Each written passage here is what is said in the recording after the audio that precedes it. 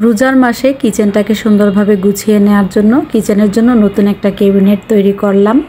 আসসালামু আলাইকুম, পবিত্র মাহে রমজানের শুভেচ্ছা জানিয়ে আজকের ভিডিওটি শুরু করছি। আশা করছি সবাই ভালো আছেন।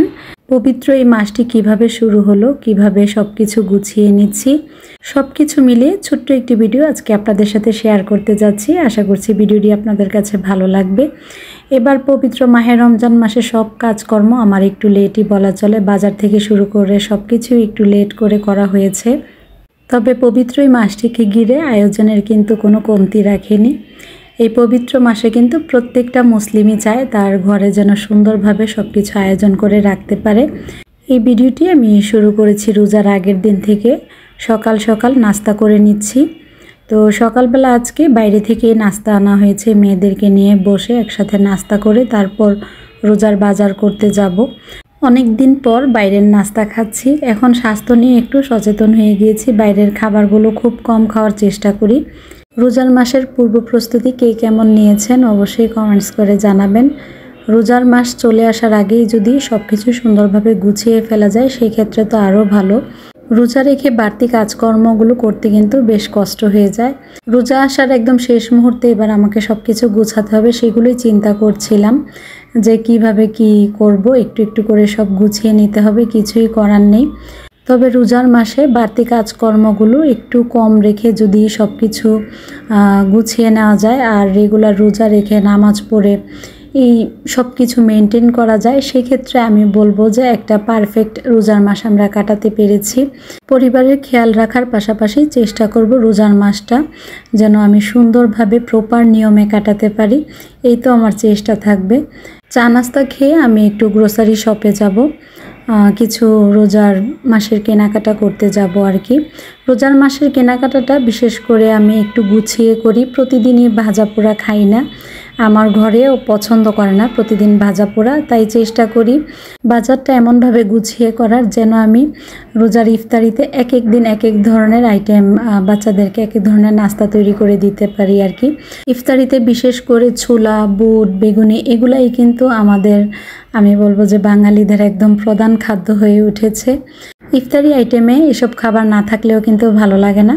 তবে ভাজা পোড়ার আইটেমগুলো প্রতিদিন না রেখে মাঝে মধ্যে রাখবো, আর মাঝে মধ্যে দেখা গিয়েছে কোনো দিন হালিম করে দিলাম বাচ্চাদেরকে, কোনো দিন একটু নুডলস করে দিলাম, সাথে শরবত থাকলো, ফ্রুট থাকলো, কোনো দিন একটু বিরিয়ানি করে দিলাম। তো আমি কিন্তু এভাবেই গুছিয়ে বাজারগুলো করেছি যেন বাচ্চাদের এক এক দিন এক এক ধরনের খাবার দিয়ে বাচ্চাদেরকে আনন্দ দিতে পারি। মেয়েরা তো এখন বড় হয়ে গিয়েছে, তো আলহামদুলিল্লাহ ছোট সময় থেকেই আমার 2 মেয়ে রোজা রাখে। আর রোজা রাখার বিষয়টা বাচ্চাদেরকে আনন্দের সাথে সব কিছু শেখাতে হয়। চেষ্টা করেছি সব সময় আমাদের মুসলিমদের জন্য এটা যে কত বিশেষ একটা মাস এগুলো বোঝানোর জন্য। শুধু ঈদে যে আনন্দ তা কিন্তু নয়, এই রোজার মাসকে ঘিরেও কিন্তু আমরা মুসলিমরা কত ধরনের আনন্দ করে থাকি। সবাই একসাথে বসে খাওয়া দাওয়া করা, রোজা রাখা, সেহরি করা, এগুলো কম কি বলেন। তো এই তো আমি বাজার করে এসে তারপর মেয়েদের সাথে আবার একটু চা খাচ্ছিলাম, মাথাটা খুব ব্যথা করছিল আর কি। তো বড় মেয়ে এবার চা তৈরি করে দিয়েছে, আর এদিকে রোজার বাজারগুলো একটু একটু করে গুছিয়ে নিচ্ছি। এবার ইচ্ছে আছে রান্নাঘরটাকে প্রপার সুন্দরভাবে গুছিয়ে নিব। অনেক দিন থেকেই আমার ইচ্ছে ছিল যে আমার রান্নাঘরটা আমি সুন্দর করে গুছাবো। তো রাতের জন্য এখানে আমি একটু ভেজিটেবল করে নিচ্ছিলাম, একটু ডাউল রান্না করব আর একটু মুরগির মাংস রান্না করব। আজকে রাতে ইচ্ছে আছে সেহরিতে এগুলোই খাবো। সেহরিতে বেশিরভাগ সময় আমার দুধ, চিরা, মুড়ি, কলা, দই এগুলো খাওয়া হবে। আমি মশলা জাতীয় কোনো খাবার খেতে পারি না। তারপর ইফতারিতেও আমার দেখা যায় বিশেষ করে একটু চিরা, দুধ, কলা এগুলোই ভালো লাগে। এর ফাঁকে যদি খিদা লাগে তাহলে একটু মশলা জাতীয় খাবার খাই, নয়তো বা অ্যাভয়েড করারই চেষ্টা করি। রোজার জন্য তো শুকনো বাজারগুলো করে নিয়েছি, এখন বাকি আছে কিছু কাঁচা মাছ মাংসের বাজার করব। তো সেটা হয়তো বা আজকে আর সম্ভব হয়ে উঠবে না আর কি, কাজকর্ম করে তো একদমই সময় পাচ্ছিলাম না। তবে মাথায় কোনো চাপ নিয়ে ঘরের কাজকর্মগুলো করছিলাম না, একটু একটু করে গুছিয়ে নিচ্ছিলাম। ভিডিওটি আমি আবার পরের দিন সকাল থেকে শুরু করেছি। আমার জন্য যে কত কাজ এবার অপেক্ষা করছে। তো রোজার মাসের আগে যেহেতু কাজগুলো শেষ করতে পারিনি, রোজার মধ্যে রোজা রেখেই সব কাজকর্ম কমপ্লিট করতে হবে। একটা সুরেক তৈরি করেছি আর উপরে একটা ড্রয়ার দিয়েছি চাবি রাখার জন্য, বিশেষ কোনো প্রয়োজনীয় জিনিসপত্র থাকলে এখানে রেখে দিব আর কি, যেটা হাতের কাছে একদম সব সময় লাগে। সুরেকটা আমি হোয়াইটের মধ্যে তৈরি করে নিয়েছি। আমার কাছে মনে হচ্ছিল যে হোয়াইটের মধ্যে তৈরি করলে দেখতে খুব ভালো লাগবে। এখন যে নতুন ফার্নিচারগুলো বের হয়েছে ট্রেন্ডের মধ্যে, লেকার পলিশের মধ্যে মালয়েশিয়ান বোর্ডের উপরে করে, সেগুলোও কিন্তু বেশ ভালো লাগে। তবে সাদা বোর্ড দিয়ে আপনারা যদি চান এভাবে কম বাজেটের মধ্যে করে নিতে পারেন, এতে করে কিন্তু ঘরের সৌন্দর্য অনেকটা বেড়ে যায়। আমার কাছে সাদার মধ্যে আলাদা রকম একটা সৌন্দর্য মনে হয় আর কি। তো এই তো আমি এখানে রান্নাঘরের জন্য ক্যাবিনেটটা যে তৈরি করে নিয়েছি সেটাই আপনাদের সাথে একটু শেয়ার করে দিচ্ছিলাম। রান্নাঘরের জিনিসপত্র অনেক বেশি এলোমেলো হয়ে থাকে আর গোছাতে গিয়ে অনেকটাই কষ্ট হয়ে যায়। এখন তো ট্রেন্ডিংয়ে অনেক ধরনের র্যাক বের হয়েছে, কিন্তু আমার যে জিনিসপত্র আছে আমার কাছে মনে হচ্ছিল যে আমি যদি একটু বুদ্ধি করে ক্যাবিনেটটা তৈরিটা করে নিই তাহলে ওইভাবে গুছাতে পারবো না। দেখা যাবে দেয়ালে 2-1টা র্যাক লাগিয়ে নিলেও আরও জিনিসপত্র থেকে যাবে। তো একবারে যেন সব কিছু আমি একটা ক্যাবিনেটের ভিতরে গুছিয়ে নিতে পারি সেই চেষ্টাটাই করেছি। নিজের বাড়ি করলে তখন তো ক্যাবিনেট করেই নিব রান্নাঘরে। তো আপাতত যেহেতু ভাড়া বাসায় আছি তো এজন্য আমি আলাদা করে এইভাবে ক্যাবিনেটটা তৈরি করে নিলাম আর কি। তো বাসায় কিছু ব্রেড ছিল, চিন্তা করলাম যে একটু ব্রেড ক্রাম তৈরি করে নিই। ব্রেড ক্রাম তো কাজে লাগবেই ইফতারি তৈরি করার ক্ষেত্রে। ব্রেড ক্রামে এখানে আমি প্রথমে রুটিটাকে হালকা করে টেলে তারপর গ্রাইন্ডারের মধ্যে একটু গ্রাইন্ড করে নিয়েছি। সাথে অল্প একটু আমি ফুড কালার অ্যাড করেছি, এতে করে কালারটা বেশ ভালো লাগছে, একদম বাজারের ব্রেড ক্রামের মতো লাগছিল আর কি। তো আমার কাছে রুটিগুলো গ্রাইন্ড করার পর মনে হচ্ছিল ব্রেড ক্রামটা যদি আমি আরেকটু টেলে নেই সেই ক্ষেত্রে রেখে দিলে অনেক দিন ভালো থাকবে। তো আমি আরেকটু টালা করে তারপর ঠান্ডা করে একটা বক্সের মধ্যে রেখে দিই আর কি। রোজার মাসে কিছু খেজুর সবসময় টেবিলের উপর রাখবো, আর কাচের জারের মধ্যে রাখলে কিন্তু দেখতে বেশ ভালো লাগে। তো খেজুর আমি প্রথমে ভালোভাবে ধুয়ে তারপর শুকিয়ে এই কাচের জারের মধ্যে রেখে দিয়েছি। দেখা যাবে যে ইফতারির পরও যদি খেতে ইচ্ছে করে তখন টেবিলের উপরে থাকলে, হাতের কাছে থাকলে কিন্তু ইফতারি দেওয়ার সময় সুবিধা হয়ে যাবে আর খেতে ইচ্ছে করলে খাওয়াও যাবে। তো এদিকে আমি ছোলাটা ভুনা করে নিব। ছোলাটা রাইস কুকারে সিদ্ধ করে নিয়েছি। যাদের বাসায় সিলিন্ডার গ্যাস ব্যবহার করতে হয়, যারা রাইস কুকার ব্যবহার করেন তারা কিন্তু ছোলাটা রেগুলার রাইস কুকারেই সিদ্ধ করতে পারেন, খুব সুন্দরভাবে সিদ্ধ হয়ে যায় ছোলা। তারপর আলুর চপের জন্য আলু ডিম এগুলো সব আমি রাইস কুকারেই সিদ্ধ করে নিয়েছি। আর প্রথম দিনই আমি চেষ্টা করি 1 কেজি ছোলার মতন সিদ্ধ করে ফেলার জন্য, কারণ প্রতিদিন ছোলা সিদ্ধর ঝামেলাতে না গিয়ে একসাথে বেশি করে ছোলা যদি সিদ্ধ করে ফেলা যায়, ছোট ছোট বক্সে ছোলা যদি ডিপে রেখে দেন যখন ইচ্ছা তখন আপনি ছোলা ভুনাটা করে নিতে পারবেন, এতে করে সময়ও বাঁচে আর ইফতারিতে তেমন একটা ঝামেলাও হয় না। আর আজকে আমি বেশি করে ছোলা ভুনাই করে নিচ্ছিলাম। ছোলা ভুনা আজকে যতটুকু লাগবে বাকিটা ছোট ছোট বক্স করে রেখে দেব। প্রতিদিন যখনই ছোলা ভুনাটা বের করব একটু পেঁয়াজ হলুদ দিয়ে জাস্ট একটু বাগার দিয়ে নেব, এতে করে স্বাদটাও ভালো থাকবে আর আমার ঝামেলাও কমে যাবে। তো রোজার মধ্যে যতটা টেকনিক খাটিয়ে ঝামেলা কমিয়ে কাজকর্ম করা যায় আর কি, সব কিছু আমি খুব বেশি করে ফ্রোজেন করি যে তা না, কিন্তু কিছু কিছু খাবার আছে যে 2-4 দিনের জন্য একটু ফ্রোজেন করে রাখলে কিন্তু খেতে খারাপ লাগে না, ভালোই লাগে। আর এখানে আলুর চপ তৈরি করে নিচ্ছিলাম। আলুর চপের ভিতরে আজকে ডিম দিয়েছি। তো এটা সাধারণত ব্রেড ক্রাম দিয়ে ভাজি, আজকে বেসন দিয়েই ভেজে নিচ্ছিলাম। এভাবেও কিন্তু খেতে বেশ ভালো লাগে। প্রথম দিন একটু ভাজা পোড়ার আয়োজন না রাখলে কিন্তু ভালো লাগবে না। তবে প্রতিদিন যে রাখবো তা না, প্রতিদিন ভাজা পোড়া আমিও খেতে পারবো না, আমার সমস্যা হয়ে যায় গ্যাসের আর কি।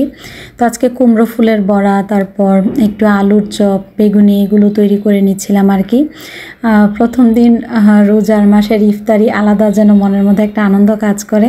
আজকে রোজা রেখে সব কাজকর্ম গুছাচ্ছিলাম, তারপরও একটুও খারাপ লাগছিল না। আজকে কিন্তু আমার রান্নাঘরের অবস্থা খুবই খারাপ হয়েছিল, যেহেতু ক্যাবিনেটটা এসেছে, সব কিছু আমার ছড়িয়ে ছিটিয়ে আছে, এর মধ্যেই রান্না করছিলাম আর একটু একটু করে ক্যাবিনেটটা গুছিয়ে নিচ্ছিলাম। রান্নাঘরটা যেহেতু প্রপার ক্লিন করব, তো সেই ক্ষেত্রে দেখা যাবে যে 2-3 দিন আমার লেগে যাবে এই ক্যাবিনেটটা গুছাতে গিয়ে, কারণ প্রপার ক্লিন না করলেও ভালো লাগবে না। অনেক কিছু ধোয়া মাজারও আছে, এগুলো ধোয়া মাজা করতে গেলেও আমার বেশ অনেকটা সময় লেগে যাবে। তো মাথায় টেনশন নিয়ে একদমই কাজকর্ম করব না, কাজকর্মগুলো একটু একটু করে গুছিয়ে নিব, পাশাপাশি আপনাদের সাথেও শেয়ার করব। ক্যাবিনেটটা চেষ্টা করেছিলাম গতকালই নিয়ে আসার জন্য, কিন্তু সেটা হয়ে ওঠেনি আর কি, ওনারা ওইভাবে রেডি করে রাখতে পারেনি। তো আজকে সকালে পাঠিয়েছে, কালকে যদি পাঠাতো আমার জন্য আরেকটু সুবিধা হয়ে যেত আর কি। কালকে যেহেতু বাজার করেই নিয়েছিলাম, রাতের দিকে বসে বসে একটু একটু করে গুছিয়ে নিতাম। তো যাই হোক, ঘরে ছেলে মানুষ নাই, তেমন একটা ঝামেলা নাই, কাজকর্ম গুছিয়ে ফেলতে পারবো, সেটা নিয়ে টেনশন করছি না। আর কাজকর্ম প্রপার ক্লিন না করলেও কিন্তু ভালো লাগে না। নতুন একটা জিনিসপত্র আসলে সেটা কখন গোছাবো, কখন গুছিয়ে নিব, তখন কিন্তু মনোযোগটা সেদিকেই কাজ করে, তাই না? তো এই তো আপনাদের সাথে গল্প করতে করতে ভাজা পোড়াগুলো প্রায় আমার শেষের দিকে। অফ ক্যামেরায় যেহেতু সব কাজকর্ম গোছাচ্ছিলাম, আপনাদেরকে তো আর ওইভাবে দেখাতে পারিনি। আজকে কতটুকু ব্যস্ততার মাঝে যে ইফতারি আমার তৈরি করতে হয়েছে সেটা বলার মতো না। ঘরের মধ্যে সব কিছু ছড়িয়ে ছিটিয়ে আছে, তারপর আলহামদুলিল্লাহ সময় মতন ইফতারি রেডি করতে পেরেছি, সেটাই অনেক বেশি ভালো লাগা কাজ করছে। আর এদিকে ইফতারির সাথে একটু সালাদ, একটু ফ্রুট, সব কিছুই রেডি করে নিয়েছি, শরবত, একটা একটা করে ভাজছিলাম আর একটা একটা করে সব কিছু রেডি করছিলাম আর কি। তো আজকে বিছানায় বসেই ইফতারি করব সবাই একসাথে, অনেক বেশি আনন্দ লাগছিল মনের মধ্যে। আর একটু ফ্রুট কেটে নিয়েছি, একটু ফ্রুট চাট তৈরি করব। ফ্রুট চাটটা কিন্তু খেতে বেশ ভালো লাগে আর শরীরের জন্য অনেক ভালো। আর শরবতের মধ্যে ইসবগুলের বুশি, একটু চিয়া সিড, লেবুর রসটা অ্যাড করে দিয়েছি। আর আমার ব্লেন্ডারটা একটু সমস্যা হয়ে আছে, এটা আমার নিয়ে ঠিক করিয়ে আনতে হবে আর কি, তাহলে প্রতিদিন একটু ফ্রুট জুস করে দিতে পারবো। লেবুর শরবতটা প্রতিদিনই রাখার চেষ্টা করব। তো এদিকে আমি যে ফ্রুট চাটটা তৈরি করব সেটার জন্য একটু মিষ্টি দই দিয়ে দিচ্ছি। আপনারা ইচ্ছা করলে টক দইটা ইউজ করতে পারেন, আমার কাছে মিষ্টি দই দিয়েই বেশি ভালো লাগে, তবে দইটা যেন হালকা মিষ্টি হয় আর কি, সেদিকে একটু খেয়াল রাখবেন। আর উপর থেকে চাট মশলা দিয়ে দিচ্ছি, পরিমাণ মতন একটু গুঁড়ো দুধ দিয়ে দিব, এতে করে স্বাদটা অনেকটা বেড়ে যায়, খেতেও বেশ ভালো লাগে। আর উপর থেকে অল্প পরিমাণ চিয়া সিড দিয়ে দিচ্ছিলাম, এটা তো স্বাস্থ্যের জন্য খুবই উপকারী। তো এই ফ্রুট চাটটা যদি আপনি ইফতারির সময় খান, আপনার দেখবেন যে এমনিতেই শরীর ঠান্ডা হয়ে যাবে আর খেতেও বেশ ভালো লাগে। আমি তো সব ইফতারি রেখে শুধু এই ফ্রুট চাটটাই বসে খেয়েছি, মেয়েরা অনেক বেশি পছন্দ করেছে। তো দইয়ের আইটেমগুলো রাখার চেষ্টা করব ইফতারিতে, এতে করে শরীরও ঠান্ডা থাকবে, খেতেও বেশ ভালো লাগবে। দই দিয়ে বিভিন্ন ধরনের রেসিপি করার চেষ্টা করব আর কি। আমাদের মনে হয় বাংলাদেশে 15 দিনের মতো একটু রোজাটা আরাম পাবো, এরপর থেকে কিন্তু পুরো দমে গরমই থাকবে, পুরোপুরি গরম পড়ে যাবে। ইফতারি খাওয়া শেষে নামাজ পড়ে কিছু সময় রেস্ট নিয়ে তারপর আবার ঘরের কাজে লেগে গিয়েছি, কারণ আবার তারাবি নামাজ পড়তে হবে। এর আগে চাচ্ছিলাম যে অল্প করে যতটুকু পারি গুছিয়ে রাখি। তো এর আগে বড় একটা পাপোশ কিনে নিয়ে এসেছিলাম, আপনাদের সাথে শেয়ার করেছিলাম, সেটাই আমি টি টেবিলের নিচে দিয়ে দিয়েছি। আর এখানে যে কার্পেটটা ছিল সেই কার্পেটটা উঠিয়ে নিয়েছি, যেহেতু গরম পড়েই গিয়েছে, এখন কার্পেট দিয়ে রাখলে ঘরে তেমন একটা ভালো লাগবে না। কেবিনেটের জন্য ঘরে পুরনো একটা ক্লথ ছিল, তো সেই ক্লথটাকেই মাপ মতো কেবিনের প্রত্যেকটা পার্টের জন্য কেটে নিয়েছি। আমার কিচেন কেবিনেটটা কেমন হয়েছে অবশ্যই কমেন্টস করে জানাবেন। তো এই তো আমি একটু একটু করে গুছিয়ে নিচ্ছিলাম, আপাতত যেভাবে আমার মনে হচ্ছিল যে গুছালে ভালো লাগবে সেভাবেই গুছিয়ে নিচ্ছি। এই ধরনের পণ্যগুলো কিন্তু হাতের কাছে থাকলে দেখা যায় কাজকর্ম করতে অনেকটা সুবিধা হয়ে যায়। এগুলো বক্সে বক্সে রেখে দিলে অনেক সময় মনেও থাকে না। তো আমি চাচ্ছিলাম এগুলো একদম আমার চোখের সামনে থাকবে। আর টিয়ের জন্য আলাদা একটা সেকশন থাকবে, রোজার মাসের যে শরবত, তারপর আরও চিয়া সিড আছে, ইসবগুলো বসে আছে, সেগুলোর জন্য আলাদা একটা সেকশন রাখবো। তো সব কিছু মিলে এইভাবে একটু একটু করে গুছিয়ে নিচ্ছিলাম আর কি। আর প্রপার ক্লিন আজকে পুরোপুরি করতে পারবো না, কারণ কালকে অনেক ধোয়াধুয়ির বিষয় আছে, সেগুলো ধুয়ে মুছে বাকি সব কিছু গুছিয়ে নিব আর কি। রাতের দিকে রুই মাছ আর সিমের বিচি দিয়ে একটা তরকারি রান্না করে নিচ্ছিলাম। আর এই তো আজকে রাতের মতো এই পর্যন্ত গুছাতে পেরেছি, সেটাই একটু আপনাদের সাথে শেয়ার করে দিচ্ছি। আশা করছি আজকের এই ছোট্ট ভিডিওটি আপনাদের কাছে ভালো লেগেছে। যদি ভিডিওটি ভালো লেগে থাকে লাইক কমেন্ট শেয়ার করতে ভুলবেন না। আর আমার কিচেন ক্যাবিনেটের আইডিয়াটা কেমন হয়েছে আপনাদের মূল্যবান কমেন্টসের মাধ্যমে অবশ্যই জানাবেন। আমার কাছে তো বেশ ভালো লাগছে, আমার কাছে মনে হচ্ছে আমার কিচেনটাকে এখন আমি প্রপার গুছিয়ে নিতে পারবো। পবিত্র মাহে রমজান মাস সবার অনেক বেশি ভালো কাটুক, সবাই ভালো থাকবেন, সুস্থ থাকবেন।